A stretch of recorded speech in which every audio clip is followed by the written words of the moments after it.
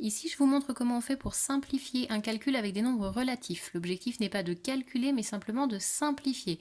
C'est-à-dire qu'on veut un calcul qui soit identique, mais qui soit plus simple. Les nombres vont être les mêmes, le calcul va être moins chargé, mais il va être exactement équivalent.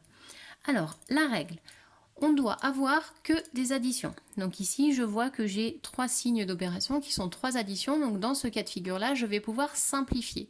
La règle de simplification me dit, on enlève toutes les parenthèses et tous les signes d'addition, donc les plus qui sont en dehors des parenthèses, et on recopie tout ce qui nous reste. Donc ici, j'enlève les parenthèses, il reste moins 6. J'enlève le plus d'addition, j'enlève les parenthèses, il reste plus 3. J'enlève le signe d'addition, j'enlève les parenthèses, ça fait moins 8. J'enlève le signe d'addition, j'enlève les parenthèses, ça fait plus 11. Donc mon calcul, moins 6 plus 3 plus moins 8 plus 11 va être égal à moins 6 plus 3 moins 8 plus 11. On a le même calcul mais qui est simplifié. On voit qu'ici il est bien plus court, il est plus simple, on a moins de choses qui sont écrites dedans. Donc on fait bien attention, on en aura besoin quand on va faire les calculs après. Ici, on n'a que des additions. Ceci est une addition d'un nombre positif. Ici, c'est une addition. Ce n'est pas le signe moins de la soustraction, c'est le signe moins pour dire qu'on ajoute le nombre moins 8. Sauf que le signe plus de l'addition, on ne l'a pas écrit. Mais ici, ça reste quand même l'addition du nombre moins 8. Ça va être utile pour le moment où on aura à calculer tout ça, là, à voir combien est-ce que ça va faire en écriture simplifiée. Je le fais sur un deuxième exemple. Je n'ai que des additions, donc je vais pouvoir simplifier. Puisque je vais simplifier, je vais enlever les parenthèses et les signes d'addition.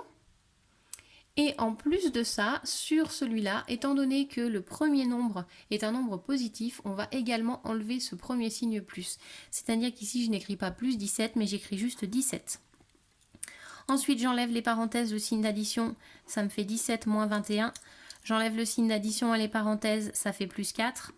J'enlève le signe d'addition et les parenthèses, ça fait moins 35. Donc on a un calcul, là encore, qui est plus simplifié. On a enlevé les parenthèses, les signes d'addition et le signe plus quand c'est le premier qui est écrit au début du calcul. Dans le dernier exemple que je voulais vous montrer, ici on a addition et soustraction. Donc là on ne peut pas simplifier directement. Il va falloir d'abord qu'on rajoute une étape dans laquelle on transforme nos soustractions en addition équivalente. Donc mon moins 14 reste moins 14, pas de problème. Ici je vais ajouter plus 12, pas de problème. Ma soustraction se transforme en addition en changeant le nombre qui est derrière, forcément.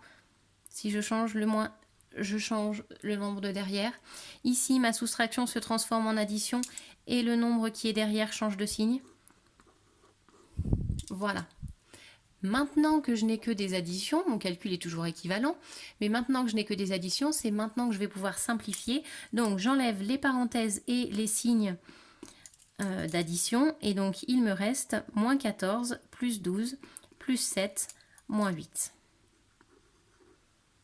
Donc on fait attention, si on a des soustractions, d'abord on transforme, et une fois qu'on a transformé, pour simplifier, on enlève les parenthèses et les signes d'addition et le signe plus si le premier nombre est un nombre positif. On n'écrit pas son signe, du coup on saura qu'un nombre qui n'a pas de signe au départ est un nombre positif.